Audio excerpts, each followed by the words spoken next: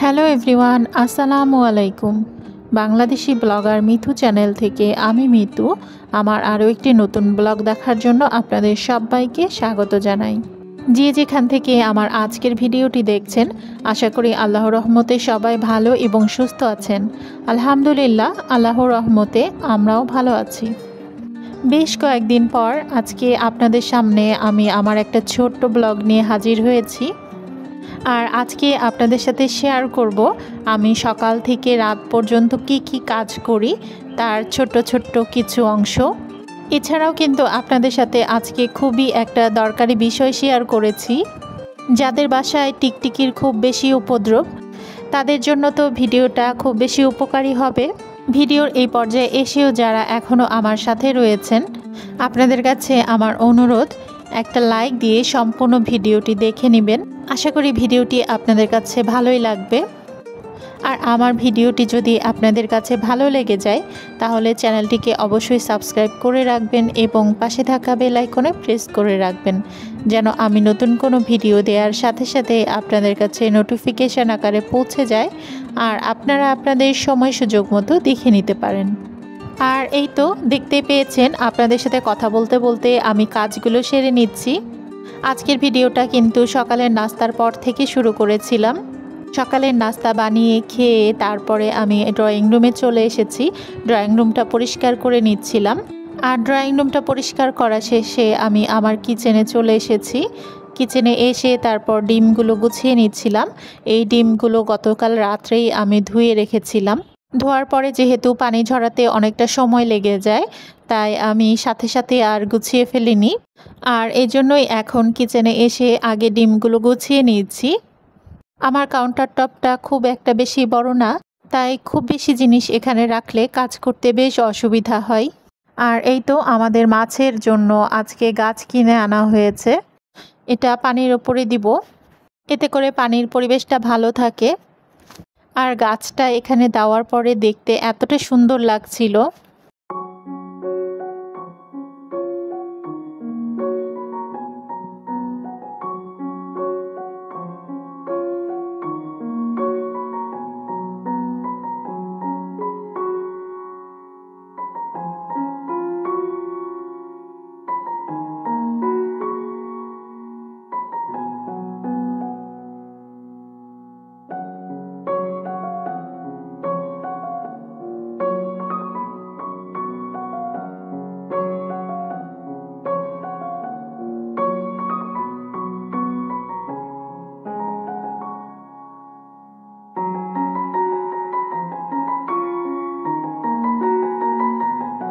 এই তো দেখতেই পাচ্ছেন, গাছটা আমি পানির উপরে দিয়ে দিয়েছি, কতটা ভালো লাগছে। আর এই জায়গাটা কিন্তু আমার ভীষণ একটা ভালো লাগার জায়গা। এই মাছগুলোকে যখন আমি দেখি তখন মনটা কিন্তু শান্তিতে ভরে যায়। আসলে বাসায় অনেক দিন যাবৎ কোনো একটা কিছু থাকলে ওটার উপরে অন্যরকম একটা মায়া কাজ করে। আর এই মাছগুলো আমার বাসায় আসা ৩-৪ বছর হয়ে গেল।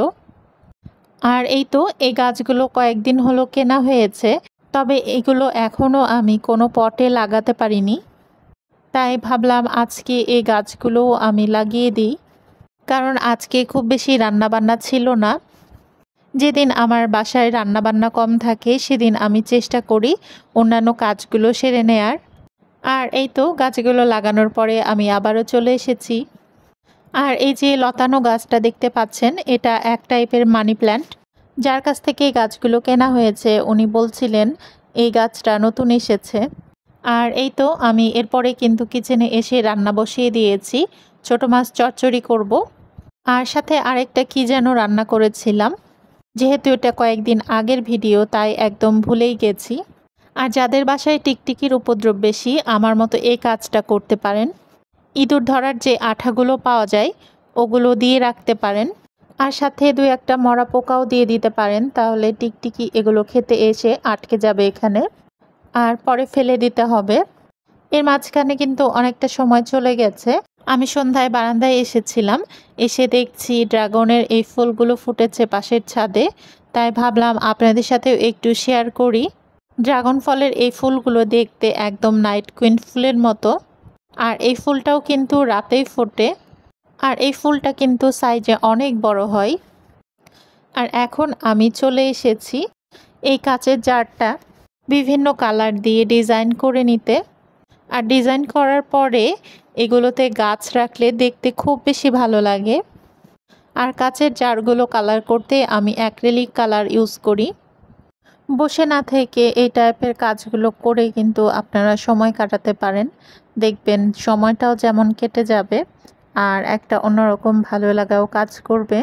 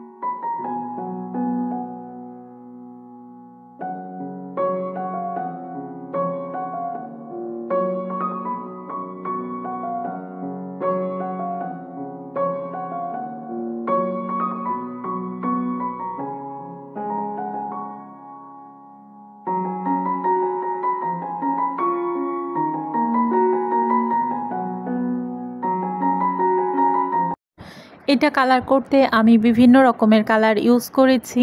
এটাতে যত রকমের রঙের ব্যবহার করা যাবে ততটাই কিন্তু দেখতে সুন্দর হবে। আপনারা কিন্তু নিজের ইচ্ছে মতো ফুল এঁকে নিতে পারেন এটাতে। আমার রং করার তুলিগুলো নষ্ট হয়ে গিয়েছিল, তাই আমি কটন বার দিয়েই করে নিয়েছি।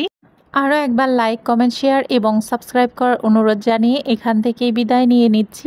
সবাই ভালো থাকবেন, সুস্থ থাকবেন। আল্লাহ হাফেজ। আসসালামু আলাইকুম।